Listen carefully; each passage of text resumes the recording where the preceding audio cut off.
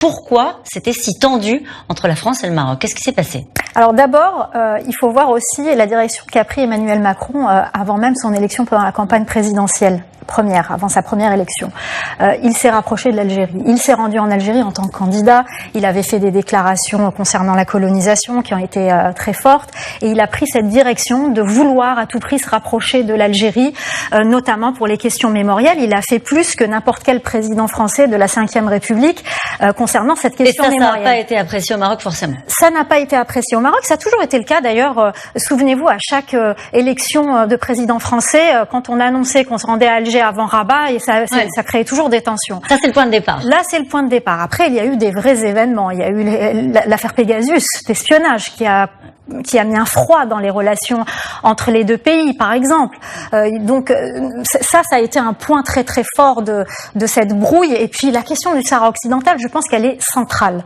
Parce que même s'il y a des brouilles qui sont importantes, l'affaire Pegasus en est une, la question du Sahara occidental a toujours été cruciale. Elle est sacrée pour le Maroc et pour les sujets marocains. Vous pouvez nous rappeler de quoi il s'agit? Eh bien, il s'agit d'un territoire qui était sous colonisation espagnole, qui a obtenu son indépendance et qui est revendiqué par le Maroc comme étant territoire marocain. Le Sahara occidental, notamment le Front Polisario des indépendantistes, soutenu par l'Algérie, eux revendiquent leur indépendance du Sahara occidental, du Maroc. Donc voilà, ça c'est la tension du Sahara occidental. L'Algérie a toujours soutenu ses indépendantistes et le Maroc, donc ça a créé déjà des tensions entre les deux pays voisins. Et la France a toujours voulu rester neutre et surtout suivre la voie de l'ONU concernant cette question. Et ça a changé récemment, on va en reparler dans un instant. Outre les tensions que vous avez évoquées, il y a eu le soutien du groupe Renew macroniste au Parlement européen de textes qui critiquaient le régime du pouvoir de Mohamed VI. Il y a eu une crise récente sur la question de l'octroi de visa, la France disant au Maroc si vous ne laissez pas de laissez-passer consulaire, si vous ne donnez pas de laissez-passer consulaire, on vous refuse les visas. Ça a été extrêmement tendu. On parle des OQTF. Hein. Alors, absolument, ça a été extrêmement tendu, mais c'était une politique qui s'appliquait sur tout le Maghreb. L'Algérie n'a pas échappé à cette politique, ni la Tunisie d'ailleurs. Mais ça a été très mal vu parce que le Maroc a toujours eu une relation quand même privilégiée. On se souvient de Jacques Chirac qui se rendait au Maroc pour ses vacances.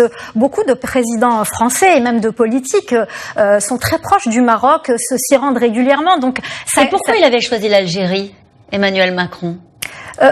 Il le disait lui-même, c'était un jeune président qui avait à peine 40 ans à son élection, il n'a pas vécu la guerre d'indépendance ni cette période coloniale et il voulait tourner la page. C'était un challenge, un défi pour le président français de réussir à construire une relation avec ce pays si compliqué.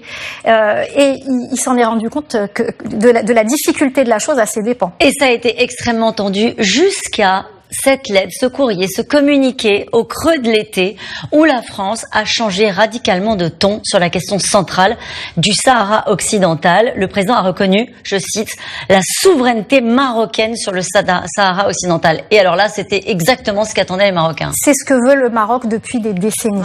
Voilà. Le Maroc n'a pas réussi à faire tergiverser l'ONU, le droit international, mais il a réussi à obtenir la reconnaissance des États-Unis en intégrant l'accord d'Abraham en échange de la reconnaissance de la marocanité du Sahara occidental, et ensuite l'Espagne aussi qui a toujours gardé une neutralité et qui a fini par se ranger du côté marocain, donc quand même une puissance européenne, et enfin la France, et ce n'est pas rien, j'ai envie de dire, c'est ce que voulait le Maroc, et c'est ça c'était le point crucial, et c'est ça qui a détendu les relations. Et alors ça a tendu du coup les relations forcément avec l'Algérie, et cet après-midi Emmanuel Macron a pris la parole sur le sujet.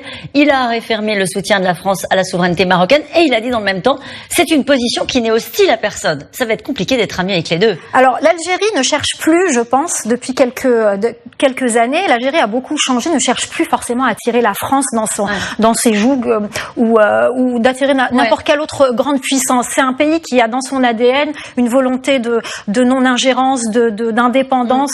L'Algérie n'a pas vraiment d'alliés. Même la Russie, on l'a vu récemment avec ce qui s'est passé au Mali, le fait que la Russie arme les Wagner, etc. Ça a mis mis en colère l'Algérie, ça a créé un froid entre les deux pays. L'Algérie n'a pas vraiment elle a des alliés, mais elle n'a pas vraiment d'alliance. D'accord. Alors que quand on voit justement la position de la France sur le Sahara occidental, c'est un échec diplomatique pour l'Algérie, et c'est ça qui va mettre l'Algérie en colère, non pas que Emmanuel Macron n'a pas fait une visite d'État de 3 jours au Maroc. Bon, en tout cas, c'est une visite d'État dans laquelle il a emmené près de 120 personnes, une délégation très vaste, avec des acteurs économiques, des grands patrons français. En 2023, les exportations françaises avec le Maroc se sont élevées à 6,7 milliards d'euros, soit un tiers de plus que celle avec l'Algérie. Est-ce que l'enjeu pour nous, il est là avec le Maroc? Pourquoi ce renversement de situation? Je pense que le président français a compris que le choix du Maroc était plus raisonnable. L'Algérie, comme je vous le disais, est un pays qui veut rester indépendante de toute alliance. L'Algérie a une histoire complètement différente du Maroc. Le Maroc est un royaume depuis 700 et quelques, et donc c'est un pays qui a été protégé des colonisations, des invasions. L'Algérie est la porte de l'Afrique, un pays qui a été, on parle de la colonisation française, mais c'est la dernière en date. Il y a eu des dizaines de colonisations, entre autres l'Empire ottoman, qui était une colonisation en réalité. Donc c'est un pays qui s'est construit sur l'anticolonialisme, qui a construit son histoire après l'indépendance sur l'anticolonialisme. Après l'indépendance, les deux pays ont pris des chemins différents. L'Algérie est un pays qui est anti-occidental en quelque sorte. Le Maroc est un pays pro-occidental. Donc Qui sont les alliés du Maroc?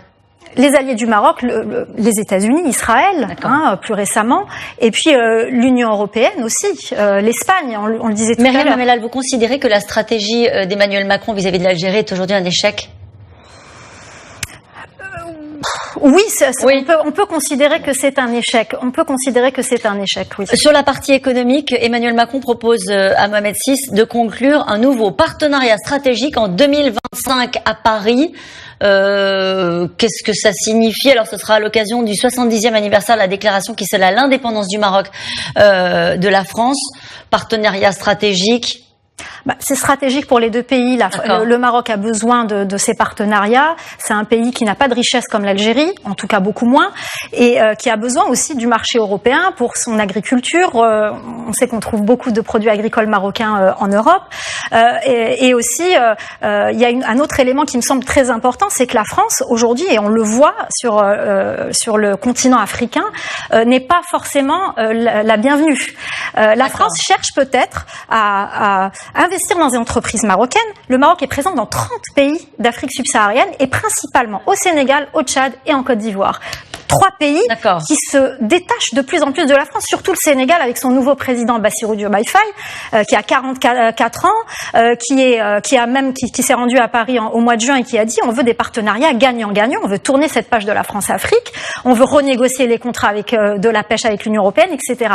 Donc le fait d'investir dans des entreprises marocaines avec une façade, si je puis dire marocaine, c'est aussi un moyen de remettre les pieds, de réinvestir le marché d'Afrique de l'Ouest. Un mot sur la délégation, 120 personnalités, c'est toujours très commenté, les délégations très éclectiques. On voit ces images-là avec une personnalité qui est très clivante, comme on dit, qui a suscité pas mal de réactions politiques dans la journée, c'est Yacine Bellatar, donc controversé, condamné à 4 mois de prison avec sursis pour menace de mort, donc sur des personnalités du monde du spectacle, qui est aux côtés du président. Est-ce que cette présence suscite un commentaire de votre part? Elle est étonnante parce que je pense que la présidence n'est pas sans savoir que cette personnalité est clivante. On aurait pu avoir Jamel Debbouze ou Gad Elmaleh par exemple. On a une personnalité qui est très clivante. Et d'un autre côté, on a d'autres personnalités comme Bernard-Henri Lévy ou Gérard Darmon qui sont aussi qui ont suscité des commentaires, en tout cas qui sont beaucoup moins clivants que Yacine Bellatar, mais qui ont et en fait ça crée un flou. On n'arrive pas à comprendre pourquoi. Est-ce que c'est encore le en même temps du président Macron qui fait qu'on a une délégation aussi différente, mais ça reste flou, c'est encore difficile de comprendre ces choix. Ces choix en matière de diplomatie, en tout cas, un virage sur l'aile, comme on dit, de la diplomatie française. Donc avec ces 3 jours de visite d'État au Maroc d'ailleurs, ils se connaissent bien, Mohamed VI et Emmanuel Macron. Pas sûr qu'ils se connaissent bien. Pas sûr qu'il y ait de vraies relations entre les deux hommes. Entre les deux hommes. Merci beaucoup d'être venu sur ce plateau pour commenter cette visite d'État. On va rester sur la diplomatie, mais on va partir aux États-Unis. On va commenter cette campagne absolument folle. Kamala Harris, Donald Trump, 2 candidats au coude à coude, qui désormais échangent des invectives